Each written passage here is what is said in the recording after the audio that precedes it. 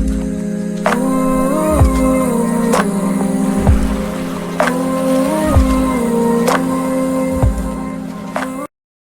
aí, como é que vocês estão? Deixa eu falar com vocês. Hoje mais um podcast aqui, mais um podcast especial com um cara que, além de meu amigo, é um profissional muito qualificado, um cara assim extremamente profissional mesmo, um cara bem quisto aqui na nossa região do Vale do Aço, além de ser um cara que a galera conhece, Dr. Leonardo Almeida, né? Boa noite. Dr. Leonardo Almeida, que é médico psiquiatra.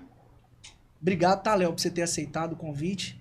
E assim, meu canal tá começando e o início de tudo, principalmente um empreendimento que é um canal no YouTube, é muito difícil o início.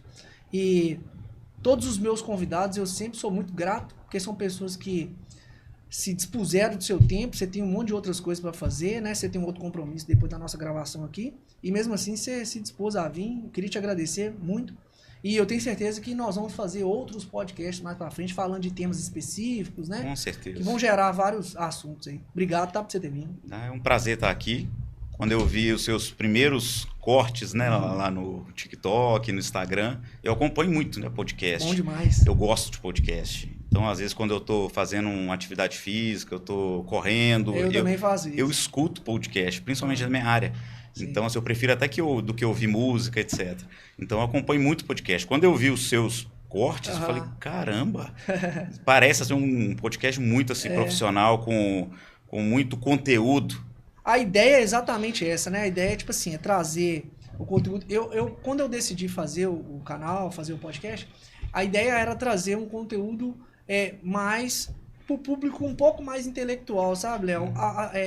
Trazer conteúdos que normalmente não são conteúdos que realmente fazem sucesso em rede social. Um negócio mais de nicho, de pessoas que se interessam por assuntos que a maioria não se interessa. Agregar conteúdo, né? Agregar conhecimento para as pessoas. Eu tenho vídeos, além dos podcasts, eu tenho os vídeos de conteúdo mesmo, que eu ensino, que eu falo algumas coisas de história, né? Eu sou estudante de ciência da religião, então eu gosto muito de explicar algumas coisas, tirar algumas dúvidas, curiosidades sobre alguns temas, principalmente da nossa história. E é um negócio com um nicho bem estreito. Muito né? estreito. Mas para mim é interessante. Eu não tenho interesse em atingir a massa. Eu tenho interesse em atingir pessoas que realmente vão se interessar mesmo por esse conteúdo, entendeu? E eu acho que a psiquiatria é um negócio sensacional, que eu sou fascinado com a psicologia e psiquiatria. E eu acho que a gente vai falar muita coisa bacana. Sim, que a galera vai campo da mente, da neurociência principalmente, ele está crescendo, ele é fantástico e não acaba. Você vai cada vez... Eu acho que tem muita gente falando baboseira em rede social. Demais não tem, Léo? da conta. Demais da conta. Em troco de like, em troco de atingir massas, né? Só que sem um direcionamento. Acho que você, sendo profissional da área ainda, você fica vendo assim, velho, que isso que esse cara tá falando, bicho? Pelo amor de Deus, cara, não pode falar isso não. Não, você quer ver. Chega no consultório muitos mitos, verdades, etc. Vou te dar um exemplo. As pessoas chegam no consultório aterrorizadas, por exemplo. Eu uso um clonazepam, que é uma medicação. E tá todo mundo falando que quem usa clonazepam vai ter Alzheimer no futuro. Então o paciente chega no meu consultório desesperado. Ele já chega meio que até com essa certeza, né? Sim, eu preciso tirar esse remédio, Eu falei, peraí, vamos por partes. Primeiro, não existe nenhuma evidência no mundo que comprove que o clonazepam ele vai causar uma demência. Eu acho que a internet, ela deu voz para muita gente massa, mas arrastou muita gente louca que tá falando coisa que não tem nada a ver. E essas pessoas loucas, conspiracionistas, eles movem muita gente, as pessoas assustam muito com muita conspiração. Mas vamos começar do início. Vamos começar do início, que o assunto aqui vai render, vai ter muita coisa. E aí, você sempre se interessou por essa área? Desde quando você estava, antes de entrar na faculdade, você sempre quis ser médico psiquiatra? Você queria ser outra coisa? Você tentou outra coisa? Você entrou em outra faculdade? Sim, eu tenho uma história assim bem... Eu sei que seu irmão é dentista, né? Meu irmão é dentista. Que eu conheço seu irmão. Meu irmão é dentista. Então eu tenho uma história bem... Eu sempre quis fazer medicina.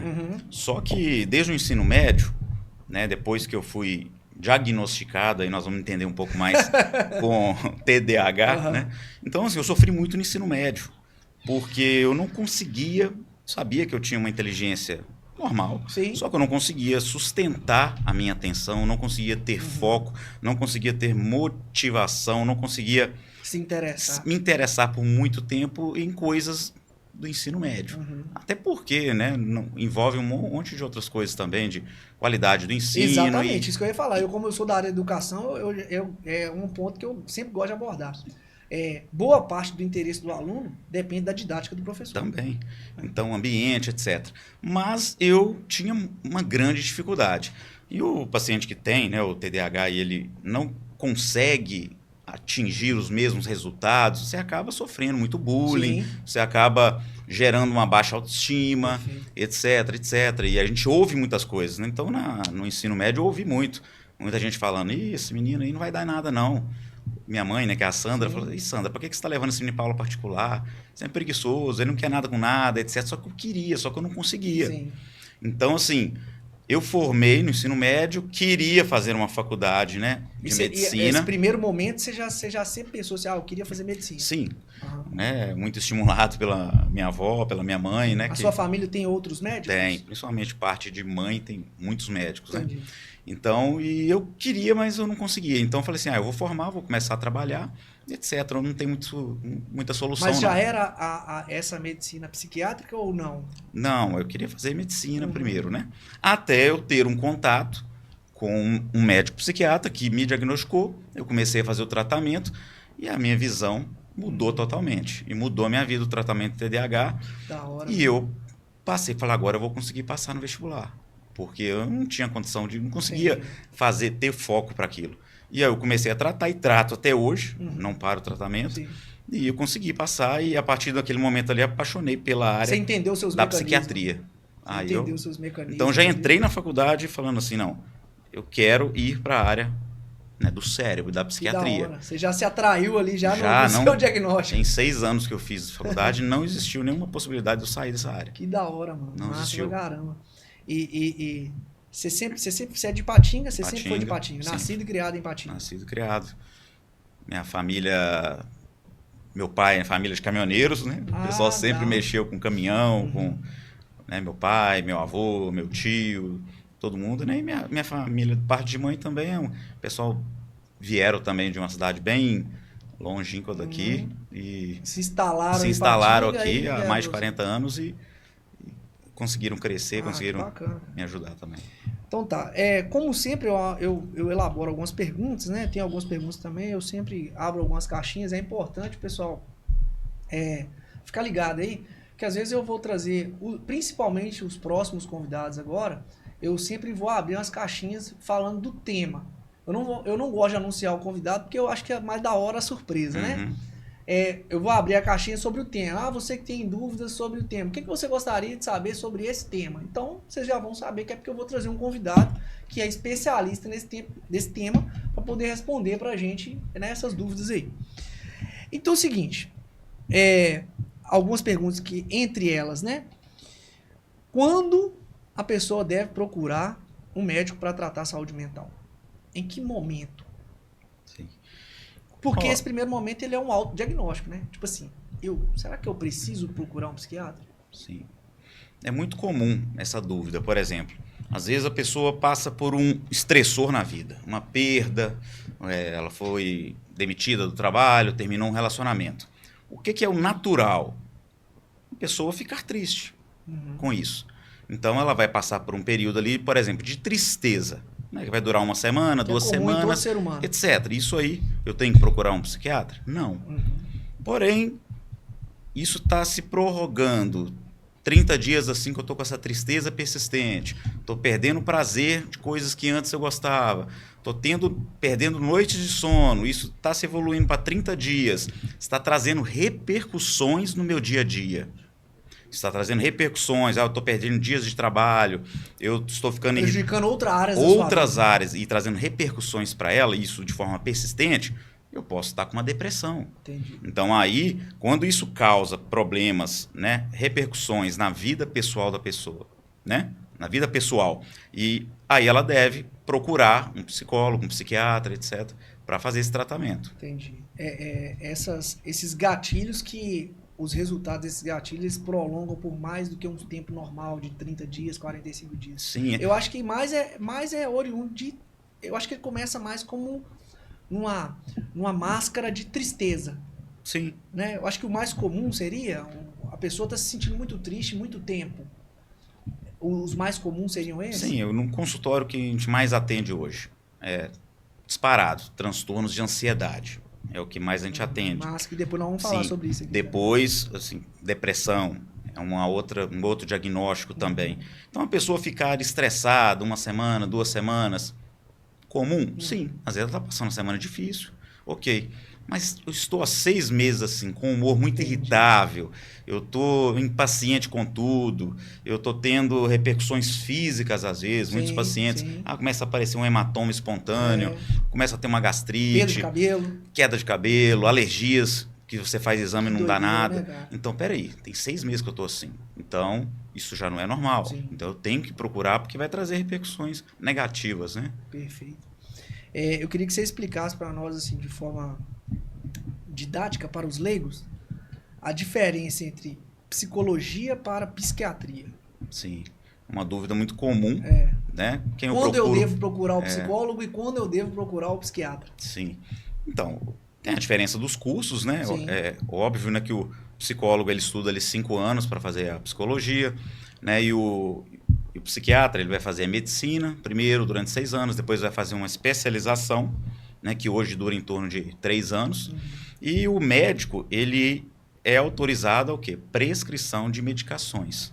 Então, o médico, psiquiatra, ele vai prescrever medicações que vão mexer na parte neuroquímica do cérebro, né, que vai ajudar o paciente a melhorar uma depressão, porque a depressão não é algo espiritual, igual alguns pensam. Nós vamos falar sobre isso aí. Não é algo, não é frescura, mas é uma alteração neuroquímica. Então, o médico vai passar essa medicação que vai restabelecer essa química no cérebro, ajudando o paciente a melhorar.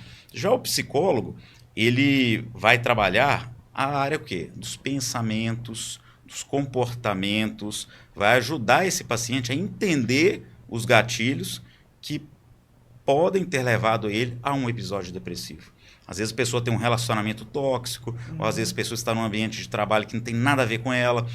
E aí, ela tem uma depressão, ela tem um transtorno ansioso, mas peraí, o que levou isso? Qual estratégia que eu posso ter agora, através do meu comportamento, dos meus hábitos, que não vão me levar de novo a esse quadro? Entendi. Porque tirar o paciente de uma depressão, de uma transtorno de ansiedade, ok, para nós até é mais fácil. Mas o paciente ele tem que entender que ele tem que ter mudanças de hábitos de vida, comportamentos, relacionamentos, ambientes, porque senão vai tirar a medicação, ela vai voltar para o quadro. Vai reincidir. Vai reincidir. Cada vez que reincide, é pior o tratamento. Cada reincidência é pior. Sim, é pior. As medicações não fazem tanto efeito como na primeira vez. Até biologicamente, né? O nosso organismo ele cria algumas resistências sobre alguns medicamentos. Então, se o paciente ele trata, o primeiro episódio ele é tantos meses para tratar. Segundo episódio, já dobra o tempo de tratamento. Isso, nossa, terceiro episódio. É bem exponencial, ué. Sim, sim. Então, um paciente que te procura com 40, 50 anos de idade, depois de 4, 5 episódios depressivos, ele já tem uma perda neuronal ali. Nossa, ele já tem uma perda neuronal e, consequentemente, a medicação não faz o mesmo efeito quando eu já tenho uma perda neuronal.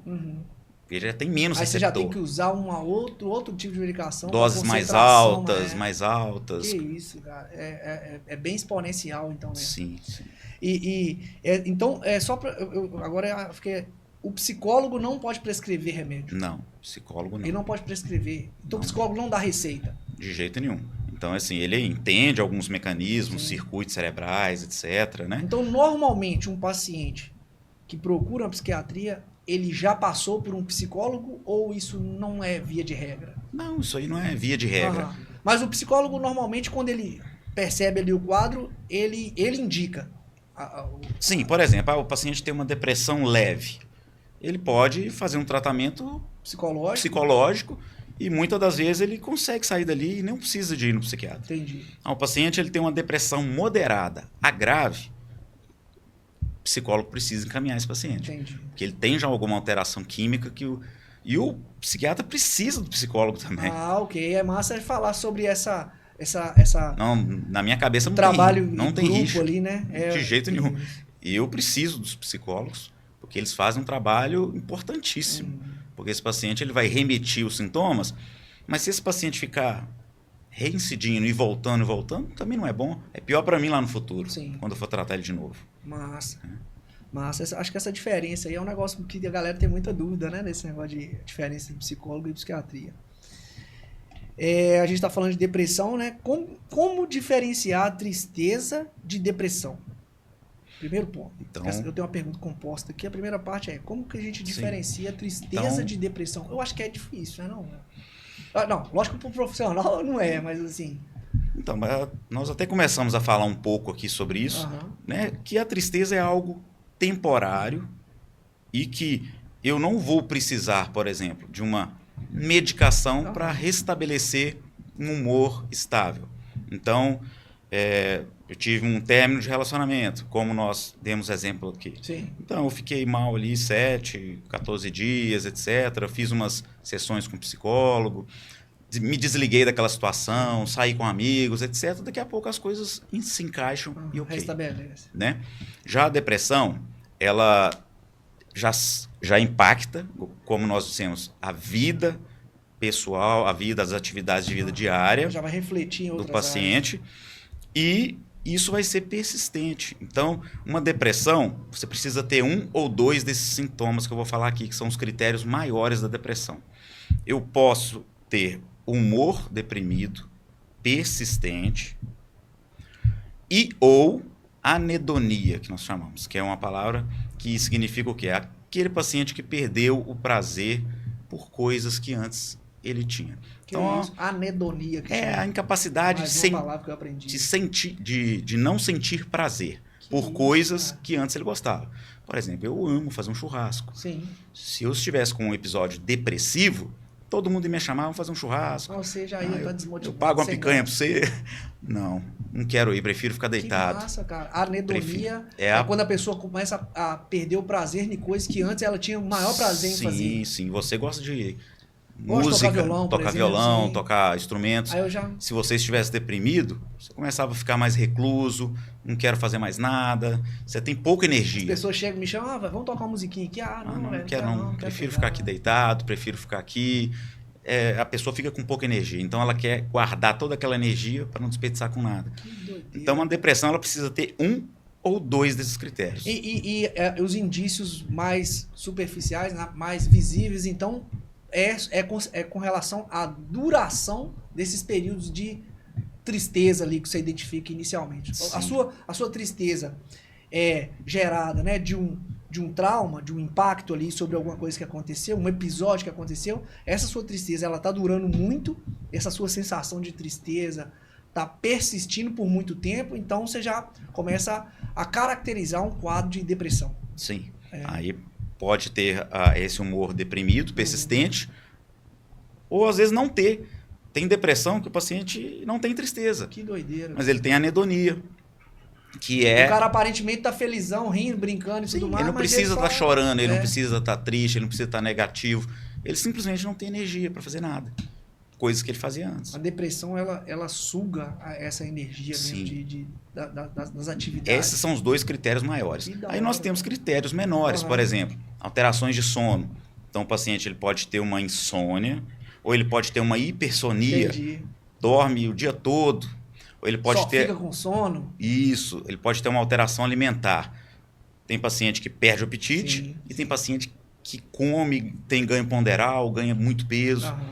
Angústia, né, sentimentos de inutilidade, né, tô valendo nada, baixa autoestima, em casos mais graves, pensamentos de morte, suicídio, etc. Então, assim, esses são os critérios menores. Que loucura, né, cara? É um negócio... Que fecham um diagnóstico. Ô, Léo, então, é possível tratar a depressão sem medicamento? Sem a pessoa tomar nenhum medicamento? Então, é possível tratar a depressão sem medicação, desde que seja uma depressão leve. A depressão leve, nós conseguimos encaminhar o paciente para uma psicoterapia, um acompanhamento com um psicólogo, né? E esse paciente tendo mudança de hábitos para hábitos saudáveis, né? Uma noite de sono boa, uma alimentação mais regular, uma atividade física que tem um impacto grande no cérebro, mudando ambientes, mudando questões que antes poderiam ser o motivo dessa depressão. Pode ser gatilhos, né? Exatamente, consegue se tratar sem medicação. A partir do momento que existe uma depressão moderada a grave, existe uma alteração já neuroquímica no cérebro, né? Uma descompensação ali de neurotransmissores, serotonina, dopamina, noradrenalina. Então, esse paciente vai precisar de uma medicação para equilibrar esses neurotransmissores. E aí sim, e continuar também a psicoterapia, porque faz todo sentido um tratamento mais completo para uma remissão total dos sintomas. Ah, né? Que massa. Isso aí é muito interessante, porque às vezes as pessoas, assim, ao primeiro sintoma de uma tristeza severa, de uma tristeza durando, o cara vai lá e arruma um jeito ilegal, vamos dizer assim, de comprar um medicamento, tarja preta, e começa a tomar, porque minha vizinha estava tomando assim, com meu primo, que não sei quem, e ele melhorou, ele tá... eu acho que... eu tenho um podcast falando com um amigo meu que é farmacêutico, ele é até doutor em farmácia, e eu acho que um dos maiores problemas do brasileiro, né, Léo, de um modo geral, é a automedicação. Né? Eu acho que na psiquiatria, eu acho que não é diferente. Ainda mais do jeito que a gente tem hoje no Brasil, que sempre tem um jeitinho. O cara vai em um ali que vende sem receita, vai no outro ali e pega. Porque ele tem receita, ele pega mais aqui. Eu acho que a automedicação, em todos os sentidos, ele é perigoso. E se tratando da área de tratamento psiquiátrico, então ela é muito mais perigosa. Né? O que você acha desse negócio da automedicação? Porque a automedicação começa assim.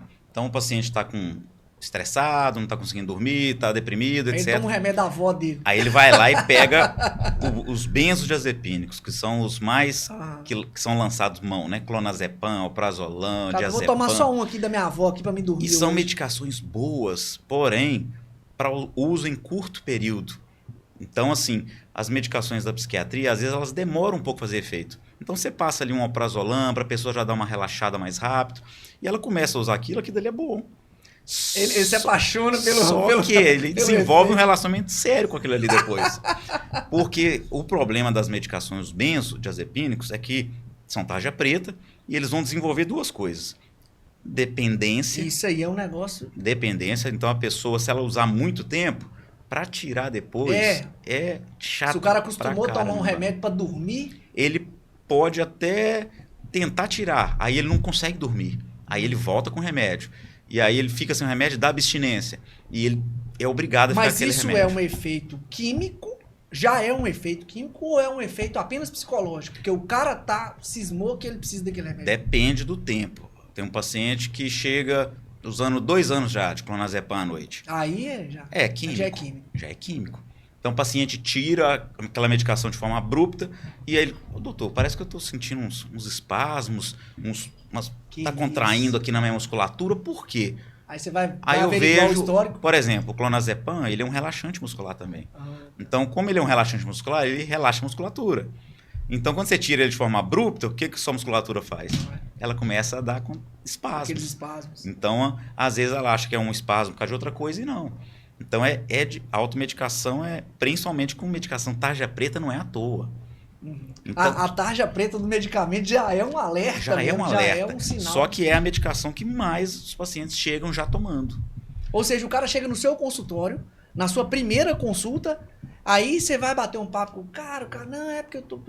inclusive eu já tô até tomando aqui remédio, tal, já tem tanto tempo. Você fala assim, que isso?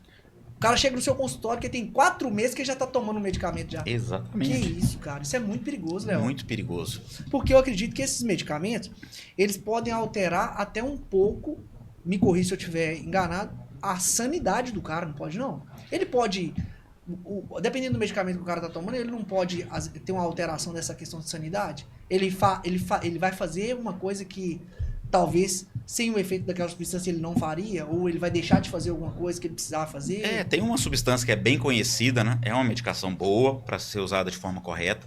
Mas, por exemplo, a gente vê muita história de quem toma Zolpidem esse Zolpidem e não deita, por exemplo. Porque medicação para sono, você tem que tomar ela, mas você tem que ter uma higiene do sono. Não adianta eu tomar uma medicação para dormir e ficar fazendo várias coisas dentro de casa. Aí fala assim, o remédio não faz efeito. Claro. Você não deita, pô. Você não deita, você não desliga a sua luz, você fica mexendo no TikTok, você fica mexendo no celular o tempo todo. Aí a medicação não faz efeito. Aí a pessoa vai toma outra. E aí, nossa, aí dá aquela sobrecarga. Aí dá uma sobrecarga. A pessoa pode... Né, ele é um hipnótico, por exemplo, o Zolpidem. Então, alguns casos, o paciente às vezes fala, manda mensagem, no outro dia não lembra o que fez. Porque está sob o efeito do Porque ele dá uma amnésia lacunar, que nós chamamos. Cara, que naquele doideira. período ali que ele está fazendo efeito, então ele dá uma amnésia lacunar. Então, às vezes, a pessoa levanta, come alguma coisa, come metade do pudim. Vai na cozinha e faz alguma coisa para comer. Come alguma coisa, só que ele não lembra daquilo que ele fez. Agora, deixa eu te perguntar. Quem que está comandando ele nesse momento? Ele está de forma... É tipo um piloto automático? Ele não fica, vamos dizer, ele não vai sair pelado pra rua fora. Entendeu? Ele não vai fazer uma loucura. Ele vai fazer coisa extravagante. Extravagante. Mas ele vai comer a mais, ele vai mandar uma mensagem mais desaforada que talvez ele não tinha... Eu acho que é meio que um subconsciente ali que meio que toma cuidado. Ele meio que perde o pudor. Tem pessoa que vai lá... É quase o efeito da vodka. Você chega em casa bebão, você tá com saudade da sua ex... Aí você tá, eu tô bêbado mesmo, eu vou gravar um áudio aqui. Aí a vodka é o editor da vida, né? Aí no outro dia você, não lembro de nada. Aí você manda pra pessoa, desculpa aí, eu tava bêbado, não sei o quê. Mais ou menos. São mecanismos diferentes, porque a pessoa que bebe muito, o álcool, ele age no mesmo receptor, por exemplo, dos benzodiazepínicos, receptor GABA, que a gente chama. Então, quando a pessoa começa a beber muito, primeira consequência é o álcool desligar o córtex pré-frontal, que é a área o quê? Da responsabilidade, do planejamento muito massa e da execução. Então, a pessoa, às vezes, um cara que é muito tímido, toma uma cerveja, toma um álcool, ele começa a ficar desinibido. Isso. Eu já ouvi falar, Léo, que a bebida alcoólica, ela não te muda, ela só revela quem você é.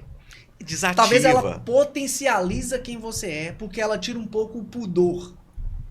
Por exemplo, o cara que é brigador, ele tá são, ele tá aqui, o cara esbarrou nele, ele tá de boa. Não, o cara pediu desculpa, ele ficou nervoso ali, mas o córtex frontal freou, falou assim, você vai bater nesse cara? Eles vão te filmar, você vai matar alguém. O cara tá ação, é beleza, o córtex. O cara, não, beleza, ele ficou nervoso ali, mas deixou passar. Isso. Se ele tiver bebão, o cara encostou nele e quer brigar. Porque desativa o córtex frontal. Então eu acho que é como se fosse isso aí, nesse córtex frontal... Ele é o seu anjinho. Igual você tem um anjinho, capetinha, ele é... Opa, não faço não, pô. Ô, pera aí, não pega isso, não vai mandar mensagem pra sua ex, não, velho. Que isso, faço não. Ela já tá namorando já casou já e tal. Exato. Você tá ligado? Aí... Planejamento e execução. O medicamento desligou ele, aí você tá por sua conta. Aí você não tem ninguém pra te ajudar. O cara não pode comprar e tá todo endividado. Aí ele vai lá, entra no Shopee, entra no mercado. Compra lá 2 ar-condicionados, não sei o quê. Fala, caramba, eu fiz isso? Então, assim, mas claro que os pacientes que tenham repercussões assim com esse remédio, é suspender, não tem conversa. A maioria dos pacientes não tem essas repercussões porque tomam, faz higiene do sono e dá certo. Só que alguns pacientes aí vai chegar um ponto que eles vão parar de tomar medicamento. O objetivo é esse, né? Entendi. Né? Mano, que doideira. Outra coisa. Eu acho que tá aqui, acaba sendo ligado, né? Você já até respondeu, que a medicação é sempre necessária no tratamento psiquiátrico e causam dependência? É sempre necessário? Então, aí eu vou fazer um aspas aqui, né? O paciente chega no consultório com esse medo. Doutor, relutei de chegar aqui no seu consultório porque eu acho que não quero ficar dependente de medicação. Eles já pensam já Sim, isso, né? Aí eu falo assim, é o seguinte, a maioria das medicações da psiquiatria não causam dependência. A não ser essa daqui, por exemplo, tarja preta. Se você usar ela há muito tempo, ela pode causar. Mas a maioria não causa. Doutor, eu estava tomando há 4 meses e tirei de uma hora para outra. Eu senti um monte de reação. Eu senti abstinência. Não sentiu abstinência. Você teve um rebote dos efeitos que você tirou. Se você tomar uma medicação, por exemplo, um antihipertensivo, para controlar a sua pressão, você toma todo dia, para manter sua pressão estável. Se você tira de uma hora para outra, aquilo que ele estava bloqueando dá um pico e você vai ter um sintoma rebote daquilo. Aí o paciente está com um pico. Você vai ter a curva contrária. Exato. Então aí o paciente confunde e ele não vai ficar. ele tem que começar a medicação do jeito que o médico falou, seguir do jeito que o médico falou, e na hora de fazer o desmame, o médico vai ensinar também. Você vai fazer assim, vai tomar tantos dias assim, dias intercalados, reduzindo dose. Né? Aí o paciente não vai sentir os efeitos de rebote. Que doideira, né? Cara, é muito massa isso aí. Uma outra coisa interessante é que é o seguinte, dentro do âmbito social, né, efeitos psiquiátricos, eu vejo que as pessoas têm muito medo, têm muito preconceito e tudo, e acaba sendo compreensível. O papel da família nesses transtornos psiquiátricos. Qual que é o papel da família? Eu tô com um ente querido aqui que está com um problema psiquiátrico.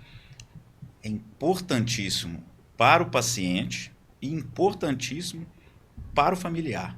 Por quê? Quando você tem um paciente com um transtorno psiquiátrico, um transtorno bipolar, uma depressão, uma esquizofrenia, um TDAH, um autismo, etc., e ele tem uma rede de apoio familiar, o prognóstico do paciente é muito bom. Alguém que esteja ali acompanhando as medicações, levando esse paciente numa terapia, porque vai ter dia que o paciente não vai querer ir. Então vai ter alguém, não, eu te levo, eu vou com você. Induzir ele, né? Sim, ajudar nesse período. Então, se a família está presente, o prognóstico é muito bom. A recíproca é verdadeira. Se a família não estiver presente e aquela família for uma família que deixa para lá e que julga muito, né? Levanta daí logo, pô. Você falar isso para um paciente que está depressivo, grave, você acha que ele não queria levantar? Ele queria. Só que é a mesma coisa de você pegar um carro que não tem combustível e meter a chave nele e querer que ele liga. Você vai... Sim. Não, vai quebrar sua chave. Vai acontecer alguma coisa ruim. Eu acho que o papel da família, eu acho que na maioria das nossas oscilações da nossa vida, não só em problemas psiquiátricos, em problemas de saúde, eu acho que o papel da família nessas oscilações, de um modo geral, humanamente falando, eu acho que é sempre muito importante, né, cara? Quem tá do seu lado ali, até com relação a hábitos saudáveis que a gente tá falando, a pessoa te motivar a coisas boas, né? Estimular você com hábitos saudáveis. E a gente tem um problema muito grande, como eu estudo essas questões comportamentais, a gente gosta muito de quem sempre concorda com a gente. Né? A gente tem o hábito de gostar mais de estar junto com quem sempre concorda mais com você. Normalmente a pessoa que sempre te confronta é uma pessoa que causa antipatia. Você pensa, não, aquele cara é chato. Mas não é que o cara é chato, é porque ele tá te confrontando. Às vezes esses confrontos são positivos, né? Do cara falar assim, não, rapaz, ô Léo, você tá bebendo demais, cara. Não, eu tô te vendo aí, você tá bebendo aqui, você sabe domingo, cara. O cara é seu brother. Ô Léo, a gente tá acostumado a sair final de semana. Vamos falar o seguinte, pô, hoje é quinta, vamos chapar não, vamos tomar só as luzes de leve mesmo, vamos ficar de boa, vamos deixar pra gente exagerar um pouquinho, só uma vez na semana, ou duas, ou então 2 vezes por mês, cara. Você não tá achando que nós estamos bebendo? Aí às vezes esse cara, quando ele fala com você, você pensa, velho, você tá tão chato, velho. Não, pelo amor de Deus, vamos beber e tal. Então, assim, eu vejo que o papel de quem tá ao seu redor, que às vezes nem é só família, eu, por exemplo, que moro sozinho, minha família é todo mundo de moto, eu moro em Patina. Então, às vezes, tem períodos, tem épocas que eu tô mais rodeado de amigos do que realmente familiares. Sim. E acabam que esses amigos eles ficam tão próximos da gente que nos família. Estimulam, né? Nos estimulam a coisa, nos induzem a coisa. E quando você tá perto de pessoas que conseguem te induzir a coisas positivas, a hábitos saudáveis, mesmo que naquele momento ali você fique assim, eu tô querendo pegar mais um combo de vodka aqui, beber, ficar doidão. Aí o brother seu que tá lá na boate, tá lá na festa, não, Léo, não, vamos pedir outro. Não, velho, tá legal, gente. Vamos matar isso aqui, vamos ficar suave. Aí você fica bolado na hora ali, mas você pensa assim. Aí no outro dia você vai pensar assim, pô, esse cara é um cara que tem uma consciência bacana, ele tá me induzindo a hábitos saudáveis. Sim. Eu acho que o meio, né? O meio, de um modo geral, é importante. Então o papel da família é importante para o paciente e a segunda parte que eu falei é a importância e o papel desse cuidador. Porque com muita frequência você tem um paciente que está com algum transtorno e essa pessoa que cuida, ela também adoece. Nossa, eu ia falar sobre isso aí. Inclusive, põe na minha câmera aí. Inclusive, a minha mãe pediu pra falar sobre isso aí, sobre esse negócio de... porque a minha avó, a gente conversou, né? Minha avó tem Alzheimer, ela teve um AVC e tem um Alzheimer. E aí, a minha mãe falou assim, não, pergunta pra ele. Tipo assim, porque eu vejo, cara, uma degradação na saúde mental da minha mãe em acompanhar a minha avó, em cuidar dela por 4 anos, 5 anos. E aí, eu acho que tem, né, velho, esse desgaste ali que a pessoa, principalmente no caso da minha avó em especial, que tem uma deficiência motora, mais a deficiência dessa questão da parte psiquiátrica. E o acompanhante, a pessoa que tá ali junto, quando é um acompanhante que você paga, né, o cara é profissional, a pessoa vai lá, faz e vai embora pra casa, tá? Mas quando é alguém da família, uma mãe, um filho, um irmão que tá cuidando, tem essa degradação. Essa pessoa também, ela é passiva de algum tratamento, de alguma... Sim. Preventivo. Porque o nosso cérebro, ele tolera períodos mais curtos de estresse. Então, quando eu tenho um estresse crônico, isso gera o quê?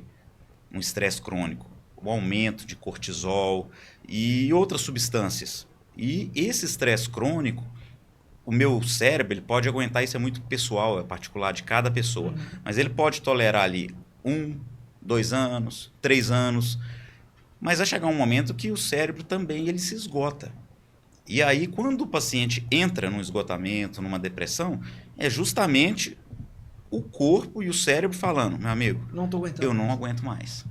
Então, assim, eu já tenho pacientes que são cuidadoras de pacientes com demência, com Alzheimer e outras coisas, acamados, em que ficava 7 dias cuidando dia e noite da mãe ou do pai.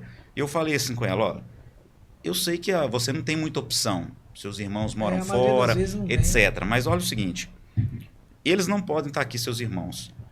Eles não podem contribuir com um pouco de um valor para você contratar um cuidador um dia. Porque o justo, né? 7 dias, ok. Você vai tirar um dia, eu falei com ela, você vai tirar o sábado. Pra você esquecer. E ela conseguiu isso. Então ela tirou um sábado, que os irmãos pagam cuidador para ficar só sábado. E esse sábado, ela faz uma atividade física, ela sai para onde ela quer. Vai fazer uma unha, um cabelo. Ela vai fazer uma unha, um cabelo, ela vai visitar um neto, etc. E melhorou muito a qualidade de vida dela. Um dia só. Pensa bem. Né? Mas aí você fala, um dia, sim. É pior 7 ou 6? Não. Sim. Então, assim, aí você começa fazendo uma mudança pequena. É igual fazer atividade física. Você não vai começar malhando todo dia. Coloca uma meta menor. Começa uma vez por semana. Depois você vai para 2. Então, com pouco aquilo ali já entra na sua rotina. Já entra num hábito. Às vezes você mesmo já pensa, não, hoje não é dia de ir, mas eu tô com vontade de ir. Não, eu tô doido que chega amanhã para mim ir. Então, a prevenção para essas pessoas é o quê? É reconhecer o limite delas, né? E entender sobre a doença. Dar um sinal de alerta, né? Sim. Opa, aqui, ó, eu não tô aguentando, não. Sim, exatamente. E entender o limite, criar alguns mecanismos de equilíbrio. Por exemplo, é uma balança. Então, se eu começar a colocar aqui peso, e eu não tenho nenhum fator protetor, eu não estou conseguindo dormir bem, eu não estou conseguindo fazer minhas coisas, eu não estou conseguindo fazer isso. A balança vai ficar a débito. Existe uma epidemia de insônia? Existe. Falar de epidemia de insônia é um negócio meio, às vezes, incoerente. Epidemia de insônia? Como que funciona isso? Hoje é muito comum insônia. Por quê? Nosso cérebro, ele demora muito para se adaptar. Muito tempo. E nós tivemos o quê? Uma mudança tecnológica nos últimos 20 anos absurda. Muito essa curva. A minha época de adolescência, a gente não tinha celular na época de adolescência. Época de criança, imagina. A gente não tinha YouTube, a gente não tinha Instagram, a gente mal tinha internet naquela época. Que era a internet de escada, que você ficava meia-noite para pegar um pulso. Então, assim, e do nada agora você tem o quê? Um excesso de estímulo. O cérebro, por exemplo, ele precisa ter um ciclo circadiano, vigília-sono. Então, na hora que começa ali 6 horas da tarde, o sol se põe, o que acontece? Uma glândula, no meu cérebro chama glândula pineal, ela começa a liberar o quê? Melatonina. Ela vai dando pulsos de melatonina até atingir um pico e depois para dar o sono. Antigamente, meus avós, seus avós dormiam que horas? Dormi 6 horas, tá? 7 horas. 8 horas da noite no máximo. Porque eles não tinham tanto estímulo. Então, o ciclo, né, circadiano, vigília-sono acordar dele... às 5 horas da manhã. Funcionava perfeitamente. Hoje não. Hoje você está dentro da sua casa. Você tem muita iluminação, você tem muito estímulo. Pera, deixa eu só concluir. Muito estímulo, muito computador, Isso. tela. Esse negócio da tela é muito complicado, né, cara? Então, assim, aí a melatonina não produz direito. E aí você não tem uma higiene do sono. E aí você começa a usar uma medicação para dormir, e aí você cria uma dependência psicológica também. Porque você começa a falar assim, eu não vou dormir se eu não tomar o remédio. É isso que eu tinha falado daquele negócio. Não vou dormir se eu não tomar o remédio. Ou eu fiquei mexendo no celular o tempo todo, e já deu 00:30 e eu preciso dormir rápido. E eu tenho que acordar amanhã 6 horas da manhã. Pois é, e aí? Como é que eu faço? Vou tomar um remédio que é mais rápido. Porque eu não vou deitar, esperar meia hora, que é um natural. Se eu demorar meia hora para dormir... Meia hora para pegar no sono é o natural. Natural. Deitou tudo apagadinho, você já tá tranquilamente relaxando. 30 minutos ali é um tempo não normal. É nada anormal. Se tem paciente que fala, doutor, tu demora meia hora para dormir, mas você dorme depois de meia hora? Durmo. Ok. Entendi. Você não precisa de medicação. Né? É natural. Não, ele tava faltando 10 minutos. Ah, tá, porque eu achei que você falou que... deu algum problema no negócio das outras coisas? Ah, não dá, mas é porque eu tinha achado que era algum problema. Tá quantos minutos? Quantos minutos? Tem 1h20? Não, tá faltando 10 minutos. Pra quanto tempo? Pra 1 hora. Ah, ok. Tá. Não, beleza. Eu posso fazer terapia junto com o tratamento medicamentoso. Eu posso fazer a terapia, eu devo fazer, preciso fazer a terapia junto com o tratamento medicamentoso? Sempre. Sempre já. Porque tem muita gente que acha que é só tomar remédio. Né? E aí é o problema. Então, já tem estudos, né, robustos que mostram que a remissão dos sintomas, os dois juntos, né, terapia e tratamento medicamentoso, é muito melhor. Você tem um grau muito menor de reincidência do quadro voltar. Okay. Né? Porque você vai ter a remissão total dos sintomas, tanto fatores externos, comportamentais e químicos também. A gente tava falando negócio de estar com dificuldade para dormir, eu já tomei um antialérgico para dormir já. E funcionou bem pra caramba. Tem gente que toma. Às vezes eu fico... Cara, é impressionante, eu acho que o meu ciclo, como é que chama? Circadiano? Vigília, sono. Meu ciclo circadiano, eu acho que ele é totalmente vacalhado, porque eu funciono melhor à noite, eu sou mais produtivo à noite. Eu sou péssimo de manhã. De manhã, Léo, de 6 a meio-dia eu não sou ninguém. Eu sou mega produtivo e mega criativo de noite. Tanto é que eu trabalho com projeto, então às vezes algumas coisas que eu tenho que fazer que requer mais foco, concentração, normalmente eu faço à noite, tipo assim, de 11 às 2 da manhã. Eu tô assim, no meu pico de criatividade, desenvolvimento. Às vezes, cara, eu tô deitado já pra dormir e tipo assim, e a mente, aí eu, rapaz, podia fazer isso e isso e aquilo, eu levanto e anoto. Tipo assim, já tem 1h30 que eu tô deitado, cara. Sim. Sabe? Eu tenho muito isso. Esses picos de inside, a maioria são madrugada. Aí, e muitas vezes eu pensei, eu tô com preguiça de levantar aqui pra anotar, eu não vou levantar não, vou deixar pra lá.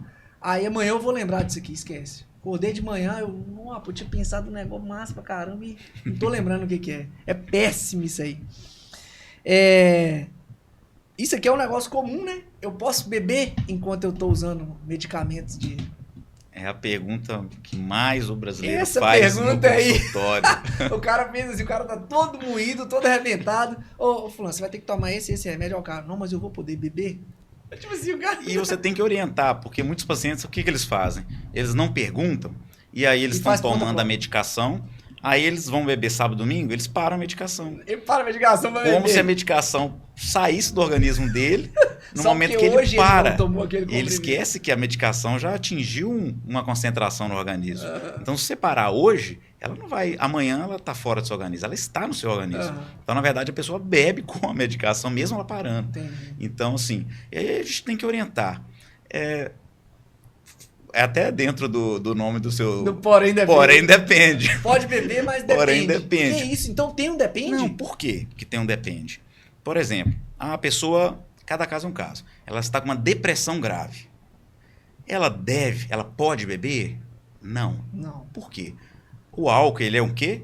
Depressor do sistema nervoso. Então, se eu estou com uma depressão e eu faço uso de medicação para melhorar aquela depressão e eu uso álcool que é depressor do sistema nervoso, eu estou indo contra o tratamento. Então, assim, aí vamos imaginar que esse mesmo paciente tratou a depressão, remissão total dos sintomas, já mudou hábitos de vida, etc, etc. Ah, doutor, vai ter um Natal aqui, eu posso tomar umas 2 taças de vinho? Pode, cara. O cara tá com um insight bom da doença, que é o entendimento da doença. O cara mudou hábitos de vida. O cara é um cara consciente, etc. Pode. Entendeu? Então depende. Ah, o paciente tem um transtorno bipolar grave. Já surtou na vida, etc. Toma 3, 4, 5 remédios. Devo tomar bebida alcoólica? Não. Então Entendeu? é analisado mesmo. Cada caso não é regra, um mas caso, é analisado. Né? Depende da gravidade, depende em que fase aquele paciente está. Porque você tem que orientar. Porque senão o paciente faz coisas... Senão ele faz da cabeça dele. Faz da cabeça dele, aí é pior. Entendeu? Então tem medicação... as medicações controladas têm interação com os remédios? Com álcool? Não, a maioria não. Então o álcool não vai neutralizar o efeito do remédio, igual muita gente acha. Não. A não ser... eu vou tomar aqui, vai parar de fazer efeito. Não, a não ser o tanto de bebida. Ah, né? ok. Ah, eu tomei uma grade. Aí vai alterar vai alterar tudo. Vai alterar a diurese, o cara vai no banheiro toda hora, o cara vai ficar desidratado, o cara pode vomitar. Então, assim, não altera se a pessoa tomar, mas cada caso é um caso, porém, depende. Entendi.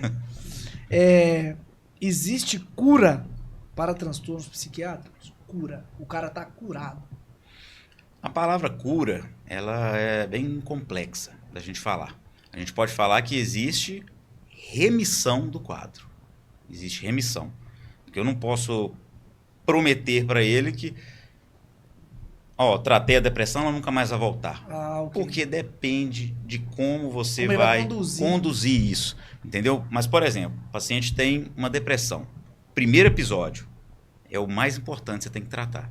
Então, se eu tratei o primeiro episódio com doses terapêuticas, psicoterapia, mudança de hábitos, tratei por 12 meses certinho, porque a gente tem uma... Normalmente é essa... Geralmente é 12 meses no primeiro episódio depressivo. Você trata ali no mínimo 6 meses para remissão dos sintomas, prolonga o tratamento mais 6 meses para evitar recaída no futuro. Ok. Para dar aquela... Isso. Fechar com chave Então, se eu tratei muito bem o primeiro episódio, eu tenho uma chance muito pequena, bem menor, né?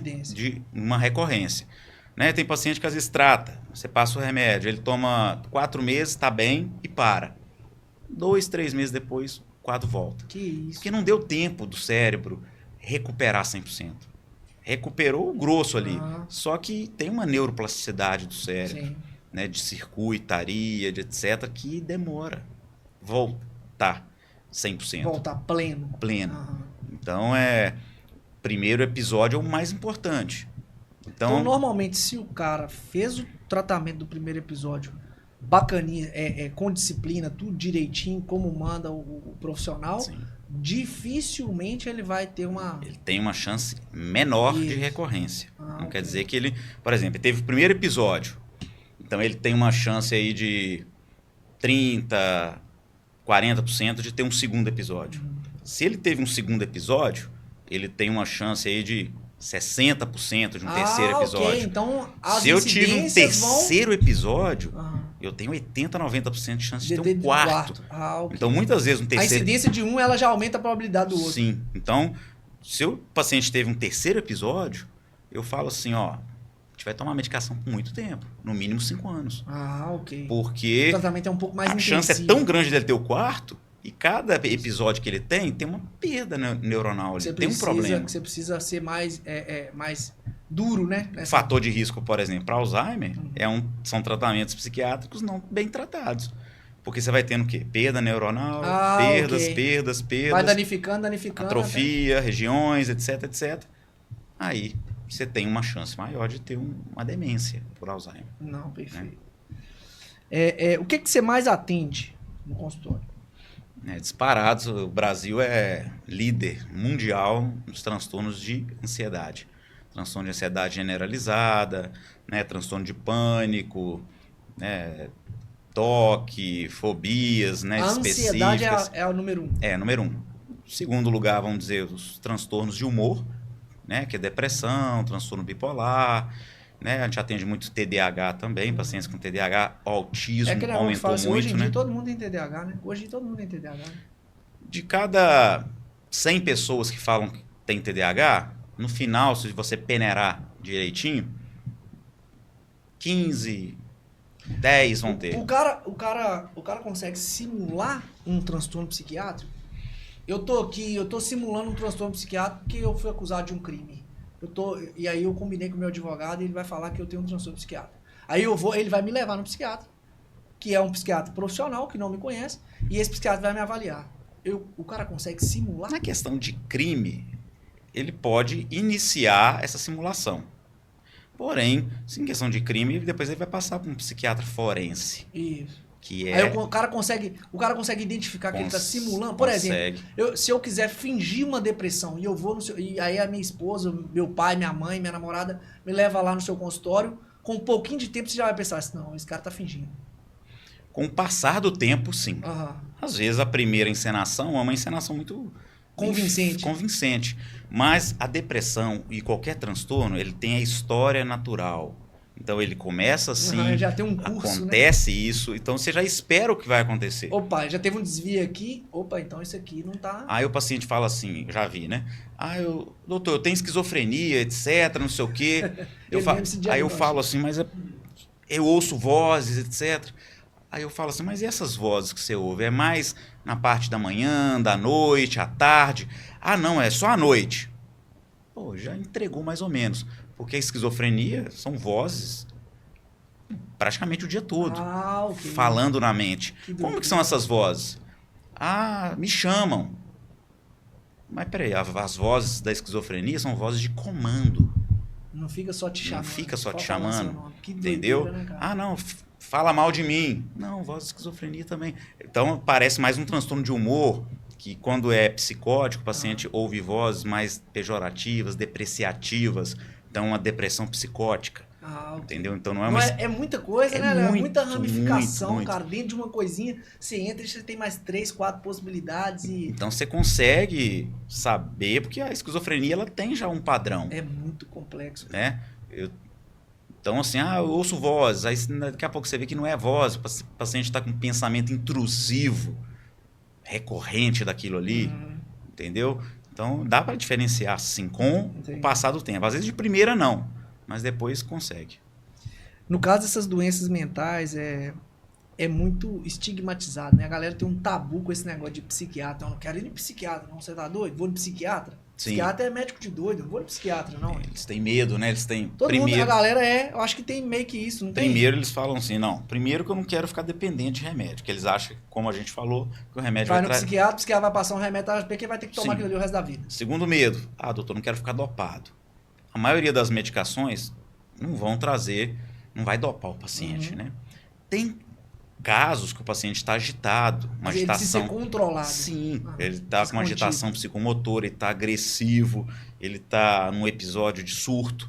Então ele precisa ser contido como uma proteção mesmo, para ele, para a família, É isso que eu ia falar, para as pessoas e até para ele mesmo. Né? Para ele. Então, assim, essas medicações às vezes são sedativas mesmo, mas tem esse objetivo inicial, né? Então, as pessoas têm muito preconceito. Eu tenho medo de um psiquiatra porque eu vou ficar dopado, as pessoas vão ficar sabendo que eu tô indo no psiquiatra, eles vão achar que eu tô doido. Não, teve vezes que eu fui dar atestado, né? Aí eu fui carimbar, falei, doutor, você não tem outro carimbo aí não? Para não aparecer a palavra psiquiatria. Senão o pessoal da minha empresa lá pode achar alguma coisa e mandar embora.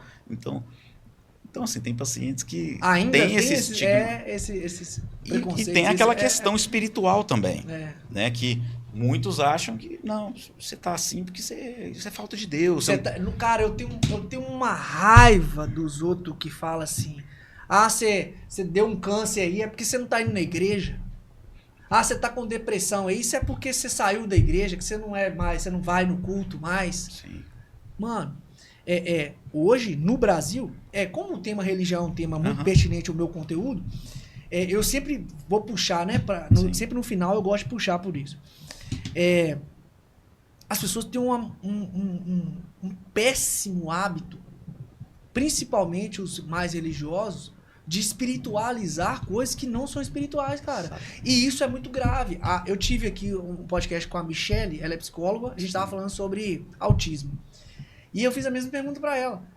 O cara tem um transtorno psiquiátrico, Léo. E as pessoas estão levando ele pra igreja e não leva ele pra tomar um medicamento, pra fazer um tratamento, não sei o quê. Eu vi esse corte mesmo. Cara, isso é muito grave. As pessoas têm que entender o limite de algumas coisas. Sim. Sabe? Ou então muitas pessoas não aceitam. A fulano tá com isso aqui, mas é o diabo. Ou, sabe? E aí a própria pessoa também fica convencida de que aquilo ali é algo de cunho espiritual. E você retarda o tratamento. Mano, isso e aí é você tem muito crises e na hora que perigoso, vai, cara. o tratamento não é o mesmo. O resultado Ou seja, não é o o mesmo. diagnóstico posterior Tardio. demorou muito para poder procurar o tratamento. Não, eu tenho uma história muito interessante com história. Era um adolescente, né? A mãe foi com ele. E adolescente você tem que ter um pouquinho mais de jogo para você pegar um vínculo com ele. Ok. Então eu demorei Criar ali umas empatia. 2, 3 consultas para o adolescente entrar mesmo no tratamento, etc. E a mãe dele era muito religiosa. Eu percebia, né? Pelo jeito de falar, ela citava muitas coisas ali. E aí, né, ele tinha um quadro de esquizofrenia, né, inicial, que aí é importantíssimo você tratar no início. E ele aceitou tomar, a gente passou uma medicação que é um antipsicótico, para a gente estar cortando alguns sintomas de psicose, e ele estava tomando. E aí a mãe, depois que eu custei criar um vínculo com o paciente, falou: doutor, você quer saber isso? Meu filho, ele melhorou aí desses sintomas que ele estava falando, que ouviu voz, etc, etc. Mas isso para mim é demônio. Isso para mim é demônio e isso aí eu acho que é porque ele tá indo mais na igreja também, e aí ele melhorou. Eu fui e falei com ela assim, peraí, engraçado. Porque eu tenho outros pacientes com os mesmos sintomas dele, então eu estou expulsando o demônio com comprimido. Sensacional! Estou expulsando o demônio com comprimido, porque os outros pacientes... Já arrumei aqui um negócio bom para os pastores usar aí na igreja aí. Tem um comprimido porque bom. O paciente com os mesmos sintomas dele também está melhorando, mesmo sem tá ir indo na igreja. Eu acho que, né, a igreja, a religião, ela tem um papel importantíssimo. Claro. Né, importantíssimo. Tanto até nos pacientes que têm alguma coisa mesmo. Tem que... É bom, mas não pode ser o empecilho para que o paciente faça o tratamento. E aí depois disso, ela entrou no tratamento também. Ah, ok. Que bom que ela caiu a deu o ficha ali, estalo entendeu? e o filho dela fez o tratamento, segue o tratamento Sucesso, tudo bacana. e segue indo na igreja também. Ok, tá tudo certo. Bom demais. Né? Aqui, uma outra coisa aqui, canabidiol, que é um negócio, é um óleo, né? É uma substância derivada da maconha. Sim, sim. Eu já ouvi falar isso aí já, né? Que o pessoal, alguns psiquiatras, eles indicam esse canabidiol para o tratamento de quê? Então, o canabidiol é uma medicação nova, né? Que liberada pela Anvisa recentemente, né? O uso dela hoje na psiquiatria a gente chama de off-label. O que é off-label? Nós não temos evidências robustas sobre o canabidiol que me dá a segurança de passar ele como primeira linha, segunda linha para as coisas. Então, off-label é assim. Por exemplo, o paciente que tem autismo, por exemplo, já usou todas as medicações possíveis e nada funcionou, eu estou autorizado a usar o canabidiol. Ah, ok. No caso dele é o último caso? Sim, por enquanto, por causa das evidências. É um extrato, é uma medicação que daqui a um tempo vai ter grandes evidências. Grandes Porque tem evidências. estudos acontecendo. Sim, Aham. então assim, estudos, a gente precisa de estudos robustos. Aham. Estudos menores a gente tem, mas a gente precisa de meta-análise, etc, Sim, etc. sim, sim. Tem todas as confirmações E eu científicas, tenho né? pacientes que eu uso, por exemplo, em transtornos bipolar grave, eu tenho pacientes autismo grau 3 que não respondeu a nada e respondeu ao canabidiol. Que isso, cara. Então você é bem consistente. Ué. Sim, eu tô tendo bons resultados com canabidiol. Mas o pessoal deve ter muito preconceito com isso aí, não tem Ó, não? Se você explicar bem, não tem. Entendi. Então, assim, se você falar e jogar isso para o paciente não explicar, ele vai ficar. Ele vai ficar cismado. Por exemplo, hoje mesmo eu atendi uma paciente que eu estou tratando ela transtornos de ansiedade, transtornos de humor. E era a terceira consulta dela e ela soltou para mim, falou assim, doutor, umas 3 vezes por semana eu uso um baseadinho. Entendi. É? Você usa? Você não me falou nas outras consultas, não? Eu te perguntei. Falei, eu fiquei insegura, etc. Fiquei sem graça. Sem graça. Eu falei, mas o que você sente quando você usa? Falei, minha mente ela dá uma desacelerada, etc. Eu consigo ficar muito bem como eu não fico nos outros dias. Aí eu falei assim, o problema da maconha que você está usando é o seguinte, o que te faz um pouco melhor é o canabidiol, é o CBD. O THC é que ferra o seu cérebro. Ok. Porque a maconha, ela tem aqui, ainda mais essas do Brasil aqui, então ela tem 8, 10, 12, 15% de THC, dependendo da maconha. Então vai ferrar o seu cérebro. O THC é o prejudicial. THC que é o prejudicial, que mexe na área dopaminérgica. E aí que causa a dependência. E ao longo do tempo você pode desenvolver uma síndrome amotivacional, né, que é uma anedonia em tudo. Você quer só ficar sem maconha, fazer nada. a longo prazo, vai causar essa síndrome. Então já tem estudos robustos, grandes mesmo, com milhões de pessoas que mostram que quem faz uso crônico de cannabis, ele tem, a longo prazo, uma chance muito maior de ideação suicida e de transtornos depressivos. Isso aí é meta-análise, é estudo robusto. E o canabidiol, geralmente full espectro, né, que é usado, ele tem uma porcentagem só de THC, 0,2 a 0,3. Então, e com o canabidiol. Então, é uma medicação. Sim. Então, no caso dela... É elaborado, é um negócio elaborado, não é um negócio recreativo, é um negócio elaborado. Não é recreativo. Então, assim, essa paciente, como ela já usava há algum tempo, eu passei para ela. Sim. Passei o canabidiol hoje, e eu vou esperar ela o retorno, e possivelmente ela vai ter um retorno. Não, com certeza. Mas ela vai estar usando uma medicação sem níveis de dependência, etc. Né? Então, o canabidiol é uma coisa que daqui uns anos vai ter... Você acha que daqui 5, 10 anos? 5? Pelos estudos, do jeito que você está falando, uns 5, né? Uns 5 deve sair, uns 5 a 10 anos mais ou menos, com muito estudo. Já tem estudos já para ser um negócio mais normatizado e tudo mais, e é isso. Realmente nós temos aqui todos... Já está carimbado. Já tem evidências, assim, está tendo evidência muito boa em fibromialgia, que é uma síndrome depressiva dolorosa. Eu conheço a menina que tem isso, cara, e diz ela que é um negócio terrível, né? Quando dá a crise é muito ruim, então, muita dor. Eu tenho paciente que já tinha usado todos os remédios, nada melhorava. A gente colocou um canabidiol, full espectro com THC, a gente reduziu bastante o nível de dor difusa. Que da hora, cara. Dor difusa de fibromialgia. Ô, Léo, que tinha aqui mais ou menos, né, preparado aqui um escopo, é isso. Se tem alguma observação, alguma coisa interessante que você queria pontuar aí? Nós estamos chegando na reta final aí. Tem alguma coisa que você queria pontuar? Nós vamos ter outros podcasts falando de assuntos até mais específicos, né? Ô, Léo, obrigado demais por você ter vindo. Eu acho que ficou um bate-papo assim bem esclarecedor para muitas pessoas. A gente falou de alguns teminhas aqui, né? Alguns bem tabus mesmo. Sim, tabus. Eu acho que esse primeiro momento, a ideia são esses esclarecimentos mais básicos. Geral, né? Isso. A gente pontuou algumas coisas que são muito comuns, né? E é isso, pessoal. Eu vou deixar na descrição do vídeo as redes sociais do Léo, tá? O Instagram principalmente. Segue lá, o Léo, né? O Léo tá trabalhando bem nas redes sociais, posta muita coisa lá, muita coisa interessante, dia a dia também. Então, assim, vou deixar na descrição do vídeo para vocês seguirem lá o Instagram do Léo. E você que não é inscrito no nosso canal, se inscreve aí, para não perder os próximos vídeos, os próximos podcasts que a gente vai fazer. Deixa o seu like se você gostou desse vídeo. E o principal, comenta aí se você, o que você achou desse vídeo, se faltou alguma pergunta, dependendo do seu comentário que você deixar lá, até o próprio Léo mesmo pode responder lá ele vai me mandar, eu respondo lá, ou o próprio Léo responde no próprio comentário lá do vídeo. Beleza, pessoal? Obrigado demais e até o próximo. Tamo junto.